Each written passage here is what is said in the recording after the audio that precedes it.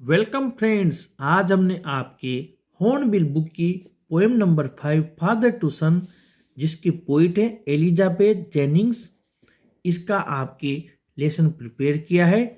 आइए इस पोएम को रीड करते हैं। I do not understand this child though we have lived together now. मैं इस लड़के को, इस बच्चे को बिल्कुल नहीं समझ पाता हूँ।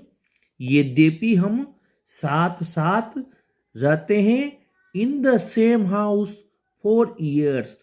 कई वर्षों से हम एक ही मकान में रह रहे हैं, लेकिन मैं इस बच्चे को समझ नहीं पाता हूँ।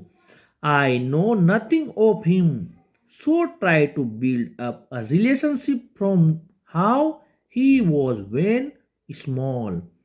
मैं उसके बारे में कुछ भी नहीं जानता हूँ। ये एक पिता की आवाज है। यहाँ पर वो पिता अपने पुत्र के साथ में वापस वही रिश्ता बनाना चाहता है, जैसा रिश्ता, वो रिलेशनशिप तब थी जब वो एक छोटा बच्चा था। Yet have I killed the seed I spent or sown it where the land is his and none of mine. फिर भी क्या मैंने किल्ड यानी नष्ट कर दिया है, द सीड उस बीज को, आई spent or sown it where जिसे मैंने स्पेंट कर दिया, यानी कि स्पेंट का मतलब है यहाँ पर व्यर्थ में गंवा दिया, और सोन यहाँ पर बो दिया, इट वेयर जहाँ, द लैंड इज हिज जहाँ जमीन उसकी थी, एंड नन ऑफ माइन और मेरा कुछ भी नहीं था। We speak like strangers, there is no sign of understanding in the air. हम अजनबियों की तरह बात करते हैं। हमारे बीच में किसी भी प्रकार की समझ का कोई साइन नजर नहीं आता है। साइन का मतलब है यहाँ पर ऐसा कोई झलक नजर नहीं आती है। हम आपस में एक दूसरे से अजनबी की तरह रहते हैं। हम एक दूसरे से अजनबियों की तरह बात करते हैं। माहौल में परस्पर समझबूझ का कोई चिन्ह नजर नहीं आता है। This child is built to my design, yet what he loves I can not share. This child is built to my design, यह लड़का मेरी इच्छाओं, डिजाइन यानी इच्छाओं, इरादों के अनुसार, बिल्ट यहाँ पर बिल्ट का मतलब है पाला गया है, पाला पोसा गया है। Yet what he loves I can not share, फिर भी जो उसे पसंद है वो मुझे पसंद नहीं है। यानी पिता और पुत्र दोनों की पसंद में काफी ज्यादा अंतर है। साइलेंस सराउंड्स अस, शांति ने हमें चारों ओर से घेरा हुआ है।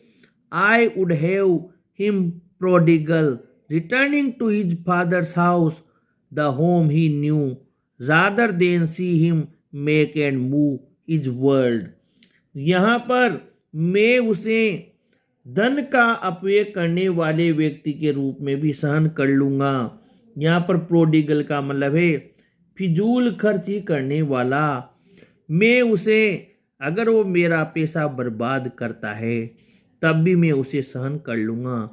Returning to his father's house, अगर वो अपने पिता के घर लौट आए, उस घर में, वह घर जिसे वह जानता था, वो घर जहां वो पैदा हुआ था, जिसे वो जानता था, बजाय इसके rather than see him make and move his world, इसके बजाय कि अपना अलग ही संसार बनाए, अपना अलग संसार, वर्ल्ड यानी संसार बसाए, इससे अच्छा होगा उसकी सारी गलतियां मैं माफ कर दूंगा, पर वो यहाँ आ जाए।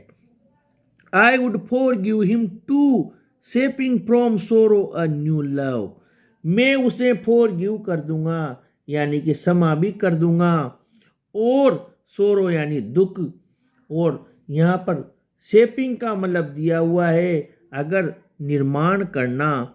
I would forgive him too, shaping from sorrow a new love, मैं उसे क्षमा भी कर दूंगा और दुख की स्थिति में इसे एक नए प्रेम की उत्पत्ति करने का प्रयास करूँगा, एक नए प्रेम का निर्माण करने की कोशिश करूँगा, वो लौट कर आ जाए। Father and son, we both must live on the same globe and the same land. He speaks. जो पिता है वो कहता है, पिता एवं पुत्र हम दोनों को एक ही धरती पर, यहाँ पर एक ही धरती पर रहना है, सेम लैंड यहीं रहना है, और यहाँ पर ग्लोब का मतलब अर्थ है धरती पर रहना है, लैंड यहाँ जमीन से, यहाँ मतलब है एक ही घर में रहना है। ही स्पीक्स, वह कहता है, आई can not understand my self Y anger grows from grief. वो कहता है, मैं अपने आप को समझ नहीं पाता हूँ, दुख से क्रोध क्यों पैदा होता है। एंगर क्रोध, ग्रीफ यानी दुख, ग्रोज यानी पैदा होना। We each put out an empty hand longing for something to forgive. Empty hand का मतलब है खाली हाथ, लॉन्गिंग का मतलब है इच्छा करना, कामना करना, और फॉरगिव का मतलब है क्षमा करना। हम में से प्रत्येक खाली हाथ बाहर निकालता है और क्षमा कर देने के लिए किसी बहाने की कामना करता है। इस प्रकार यहाँ पर पिता काफी दुखी है, वो चाहता है उसका पुत्र उसे समझे, वो लौट कर आ जाए और उनके बीच वापस वही प्रेम पैदा हो जाए जैसा वो उसका पुत्र छोटा था उस समय था। अगले पार्ट में इसके क्वेश्चन आंसर सोल्व करेंगे फ्रेंड्स। आप चैनल के साथ बने रहें, चैनल को जरूर सब्सक्राइब करें। Thank you.